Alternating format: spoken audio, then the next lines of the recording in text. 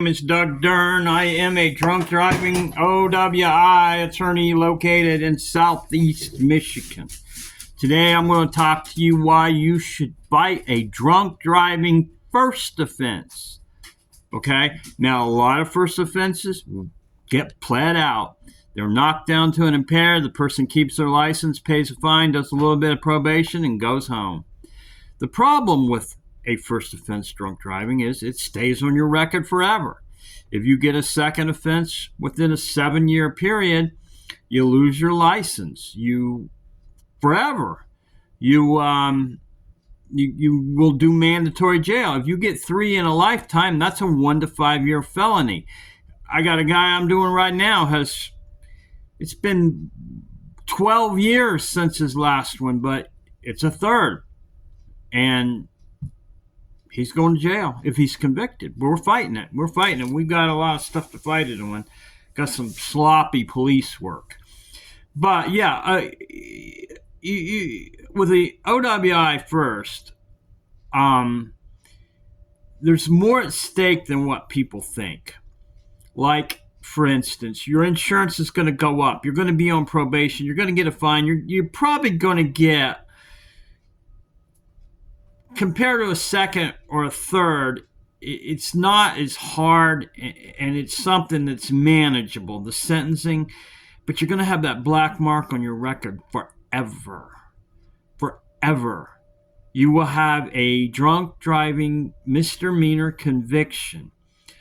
So I take them as serious as anyone else. I mean, not as anyone else, but as any other serious case, like a OWI second carries mandatory jail, and in most cases you're going to get your license revoked, which means lifetime suspension. You want to seriously consider fighting those to the bitter end, taking them to trial.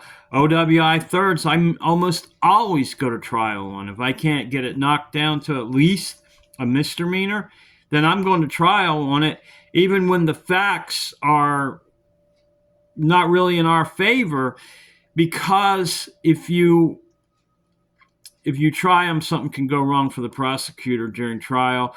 The jury might not buy it. The test results, the blood experts or whoever comes in from the state, they may agree with your position. Like, there may be retrograde extrapolation involved. It might not have been, or it might have been in the absorption phase when you were arrested, or there might have been, the cop might have had a gap. The cop might have made a mistake. Okay. In baseball, if you strike out 8 out of 10 times at bat, you're still batting 200. If you strike out 7 out of 10 times, you're a Hall of Fame hitter. So you don't get hits if you don't take swings.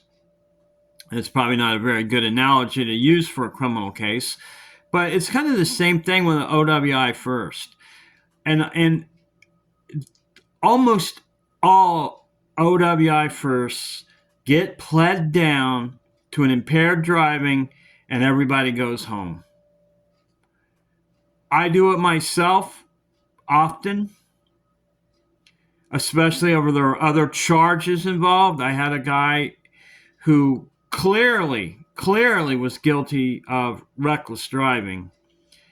Was smashing into cars on the highway, and it turned out he was intoxicated. And I got the reckless kicked out, and we knocked it down to an impaired. I mean, that was a good deal for the guy. He got a restricted license, and his reckless could have done a lot of damage to his driving record.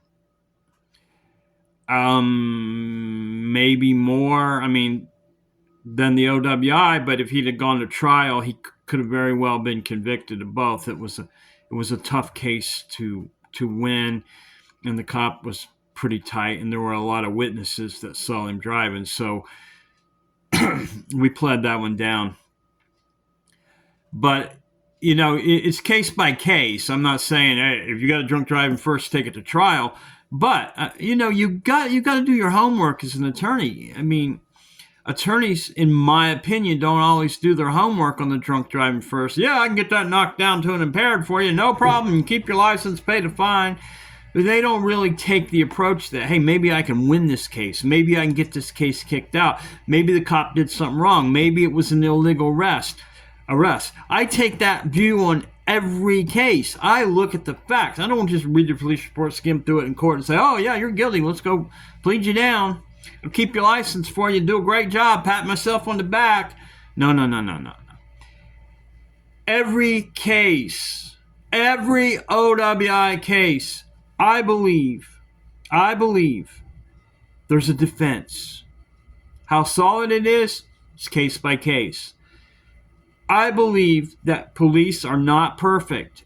And in the middle of the night, when they're the only witness, nobody's going to question their work. I don't know. I see a lot of mistakes.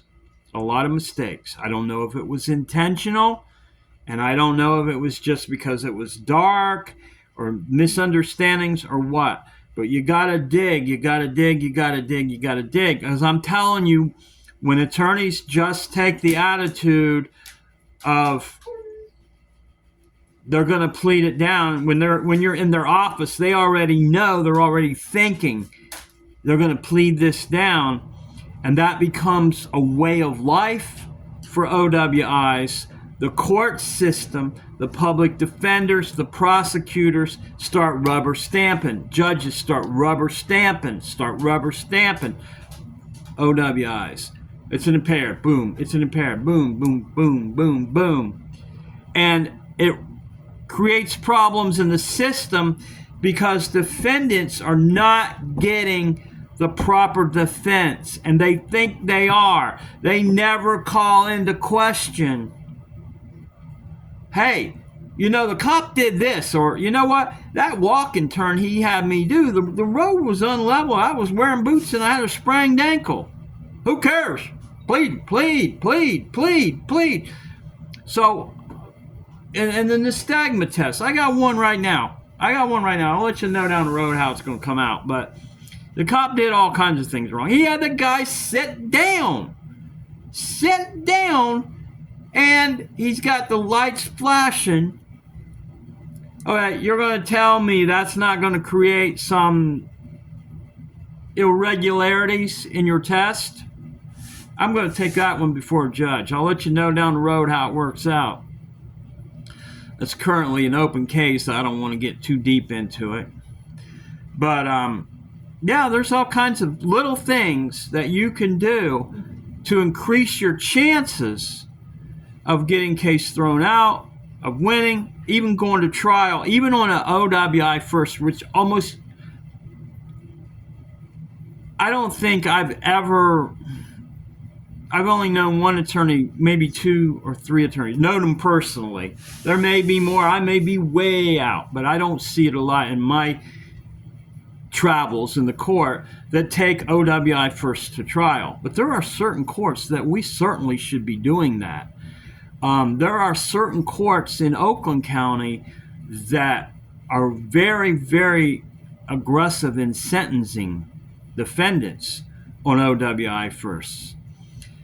I'm not going to sit here and ridicule judges, but there are some judges that are very, very rough on OWIs. Anyhow, my name is Doug Dern. My number 248-882. My website www.DUI or OWI Drunk Driving Attorney Michigan.com. It's right there. Give me a call. Let's talk. Let's see if you got a defense. I like fighting these things. I like defending my clients. I like making the cops prove what they say, not what they write. So give me a call, 248-882-0838. I'm located in Heartland, Michigan. I'm right on 59, right in the 5923 area. 15 minutes from Fenton, 30 minutes from Ann Arbor, 20 minutes from Howe, actually 10 minutes from Howe, and 8 minutes from Oakland County. So give me a call, Doug Dern, 248-882-0838. Thanks.